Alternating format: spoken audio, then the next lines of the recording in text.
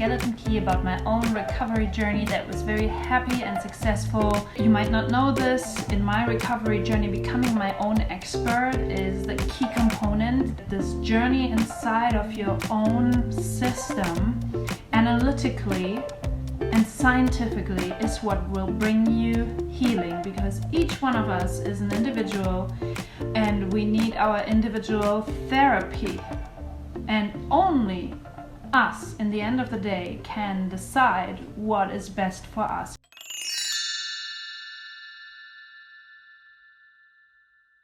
When you have made something an enemy, the art of disarming an enemy is not by combating it. It is much better to take the attack and instead of combating against it, to embrace it and turn it around. Turning this whole approach around, instead of combating it, trying to just look at the positive, the benefits. What can food give me? How can food heal me? Knowing about what it did in a medicinal way for my body, it started off that journey of studying my body, full stop, and metabolism, my gut, my brain, neural pathways, anxiety, why am I anxious? Then also digging into the psychological effects. So that's definitely a must do for you. Study the human body. There's a very simple reason. You develop a very different relationship to yourself and find out how your gut works, how your metabolism works, how your brain works, and how hormones affect your psychology and well-being. Because we all know, if you're struggling with addiction, the beginning of all of this is a psychological one, and then us tempering with food as one way of finding a false relief is bringing that whole equilibrium out of whack that has already been compromised by the trauma, neglect, pain, loss, whatever we experience that sparked the desire to practice toxic behavior. Because if you go and talk to a nutritionist, you want to understand what they have to say, and you don't want to have the feeling of just handing yourselves over. You want to become your own doctor to prevent having to go to the doctor. Once you start dabbling into an eating disorder and the whole panic, anxiety, fear business starts kicking in, where you have safe and unsafe foods, and where you cut out food groups, fats and carbs and whatnot, to just like live in a calorie counting universe, the whole sacredness is gone. Like, my binge foods were processed foods: ice cream, cakes, white breads, chocolate mousse, all of the stuff you can buy in large amounts and gulp down, and you don't really care for that food. I can tell you, in my personal experience and journey, having now overcome my eating disorder for over 20 years, and I know it will never come back, never, ever, ever, is that I take much greater care of preparing my food, not with anxiety and calorie counting, but putting in my heart, my creativity, my love. And it starts by picking out the right kind of ingredients at the market, where you know, it's a sensual experience where you touch food and smell like a fresh peach and see the little fuzz, and you know it's from an organic farm and they're doing it all the ethical way, and it's just so delicious, and it stimulates all the right things in your body. You gotta start making cooking a priority, home cooked foods with love and care. If you can't cook, learn it, because only you, if that is your enemy, if food is your enemy, it is only you who can make it your beloved, nurturing ingredient to be alive. By honoring it, by honoring where it comes from, how long it took for one grain to grow out of a little seed. How many people did it take for this grain to grow into a plant to feed you? If you want to find the love, put in the love, and don't accept anything less.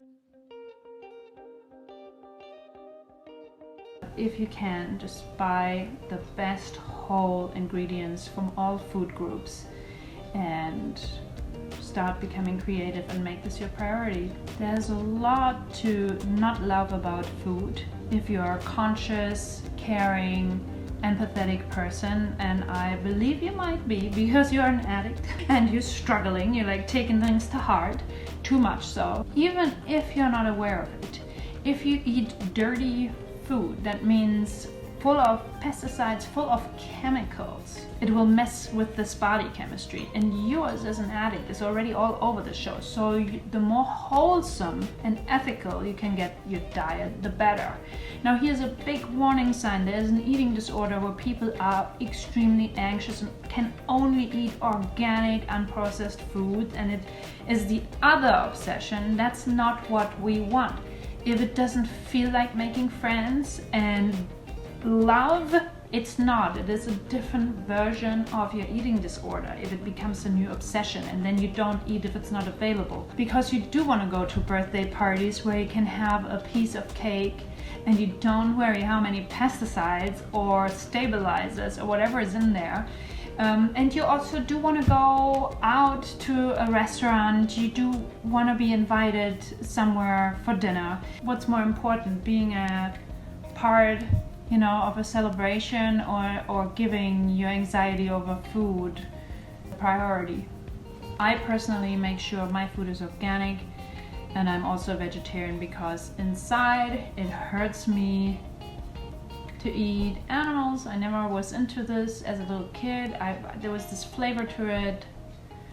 I have a whole video on that as well about being vegetarian, so you can find out more. But I'm not saying what is right for me is right for you. All I'm saying is eat in a way that you can say, hey, I'm not participating in harming my body by just gobbling up the junk foods, and there's just big companies pumping chemicals in there to trick your flavor buds too. It brings the whole chemistry out of whack even more. The next tip I have is figure out your binge foods. Figure out what they are, because not all foods are the same. So there's many different levels, right? And it's always changing. And for me, I had this specific white bread, chocolate mousse, and gummy bears.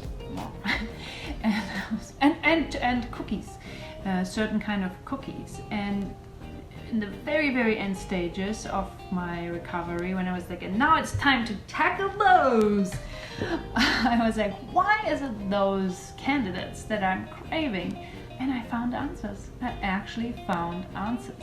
My grandmother, and she was a lovely lady, but she didn't really know how to express love besides giving us certain types of candy, and there was always one bag for my brother and myself. So I remember like fighting over that bag, as if we were fighting over my grandmother's love.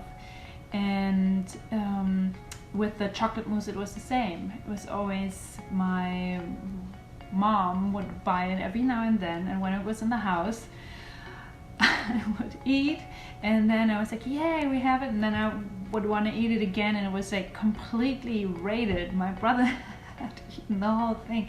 I got so mad, and then there was no chocolate mousse for a long time again. So that's why I made these foods as the reward for myself, because I didn't have enough. As an adult, made sure to handle having the feeling of enough of these types of food. And there's also a video, there's actually a funny story related to this, and you will see the video soon. But figuring out my psychological need for these certain binge foods was very good for me, and made me notice, hey, it's not the gummy bears, it's my deprivation of feeling valued or loved. Same counts for comfort foods. Because when we have an eating disorder and we made food the enemy, it is actually good to know your comfort foods as well. They're very close to binge foods, but you definitely do want to keep comfort food in your life. Dishes that your grandma cooked or your mom, that just made you happy and wholesome and brought the family together. You want to be able to enjoy them without stuffing your face, you know. We know as addicts struggling with eating disorders around the holidays, it's always very stressful because there are these foods that really mean something to us because there's a cultural component to those. See how much love goes into these types of food. Include them into the vision of your life forward and after the eating disorders, because you do want to have treats, you do want to have comfort food. Bottom line is become an expert on food, become an expert on your body and also your mind and soul, the heart. And then you figure out the best diet where you have all the food groups together. This is just a very broad video where I'm describing the process of making friends with food. I have more videos come up where I'm describing how this actually works for the body of somebody who is bulimic, for the anorexic, and also for the binge eaters, because then putting this into praxis is a whole other story. I personally found a beautiful way to deal with binge urges. I don't have them anymore for 20 years, right? They are not there anymore because I don't eat for emotional reasons anymore, and I'm hydrated and my body equilibrium is in a very well working order. I exercise moderately without the pressure, and I'm having a balanced diet. So, and I'm open with my pains from the past and have forgiven where it was necessary, and I'm protecting myself. I've grown up, you know.